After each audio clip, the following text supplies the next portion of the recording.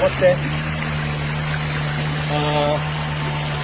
ನಾವು ಏನು ಮಾಡ್ತಾ ಇದ್ದೀವಿ ಅಂದರೆ, ನಮ್ಮ ಮನೆ ಅನ್ನವನ್ನು ನಾವು ಮೋರಿಗೆ ಹಾಕ್ತಾ ಇದ್ದೀವಿ, ಬೇರೆಯವ್ರ ಮನೆಯಿಂದ ದುಡ್ಡು ಕೊಟ್ಟು ತಗೊಂಡು ಬರ್ತಾ ಇದ್ದೀವಿ. ನಿಮ್ಮೊಂದು ಒಂದು ಸಂದೇಹ ಇರ್ಬೋದು, ಎಲ್ಲ ಪ್ರಮುಖ ದೇವಸ್ಥಾನಗಳು ಪಶ್ಚಿಮ ಘಟ್ಟದ ತಪ್ಪಲಲ್ಲಿ ಇರುವುದು ಯಾಕೆ? ಸುಬ್ರಹ್ಮಣ್ಯ, ಧರ್ಮಸ್ಥಳ, ಕಟೀಲು, ಶೃಂಗೇರಿ ಇವೆಲ್ಲ ಯಾಕೆ ಹೇಳಿದರೆ, ಅಲ್ಲಿರುವಂಥ ಆಮ್ಲಜನಕ, ಆಕ್ಸಿಜನ್ನು ಮತ್ತು ಅಲ್ಲಿ ಸಿಗುವಂಥ ನೀರು, ದೇವಸ್ಥಾನದಲ್ಲಿ ತೀರ್ಥ ಕೊಡ್ತಾರೆ ನೋಡಿ, ಬಾವಿಯಿಂದ ತಂದ ತೀರ್ಥದಲ್ಲಿ ಎಂತ ಇರುವುದಿಲ್ಲ, ಇದು ತೀರ್ಥ. ಈ ನೀರಲ್ಲಿ ಇದು ಯಾವ ನಿಮ್ಮ ಬಿಸ್ತರಿಯ ಫಿಲ್ಟರ್ ಕಂಪನಿಗಿಂತ ಕಮ್ಮಿ ಅಲ್ಲ. ಇದರಲ್ಲಿ ಎಲ್ಲ ಮಿನರಲ್ಸ್ ಇದೆ. ಪಶ್ಚಿಮ ಘಟ್ಟದ ಎಲ್ಲ ಔಷಧೀಯ ಸಸ್ಯಗಳ ಬೇರಿಂದ ಹಾರು ಬರುವಂಥ ಇದರಲ್ಲಿ ಸೂಪರ್ ಮಿನರಲ್ಸ್ ಮತ್ತು ಔಷಧೀಯ ಗುಣಗಳಿರುವಂಥದ್ದು.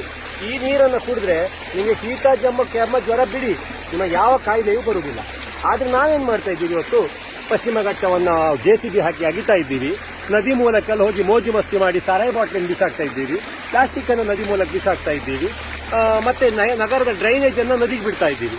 ನಮ್ಮ ಕಕ್ಕಸು, ಕಾರ್ ವಾಶ್ ಮಾಡಿದ್ದು, ಸಿಟಿಯ ಡ್ರೈನೇಜು, ಮ್ಯಾನ್ ಹೋಲ್ಸು ಎಲ್ಲ ನದಿಗೆ ಬಿಡ್ತಾ ಇದ್ದೀವಿ. ನಾವು ಈಗ ಮನೆಯಲ್ಲಿ ಕುಡಿಯುವುದು ಬಿಸ್ತರಿ, ಯಾವುದು ಫಿಲ್ಟರ್ ಕಂಪನಿ, ಬಿಸ್ತರಿ ಅಂತ ಕಂಪನಿಗೆ ದುಡ್ಡು ಕೊಟ್ಟು ನೀರು ತಗೊಬಂದು ಕುಡಿತಾ ಇದ್ದೀವಿ. ಇದು ನಮ್ಮ ಕರ್ಮ. ನಮ್ಮ ಜನರಿಗಿನ್ನೂ ನದಿ, ಬೆಟ್ಟ, ಗುಡ್ಡ, ಕಾಡು ಇದರ ಪ್ರಾಮುಖ್ಯತೆ ನಮಗೆ ಇನ್ನೂ ಬಂದಿಲ್ಲ. ಆ ಪ್ರಾಮುಖ್ಯತೆ ಬರಬೇಕಿದ್ರೆ ಮನೆ ಒಳಗೆ ಕೂತ್ಕೊಂಡು TV ರಿಮೋಟ್ ಹಿಡ್ಕೊಂಡು ಮೊಬೈಲ್ ಹಿಡ್ಕೊಂಡು ಕೀಸಿದ್ರೆ ಗೊತ್ತಾಗುವುದಿಲ್ಲ.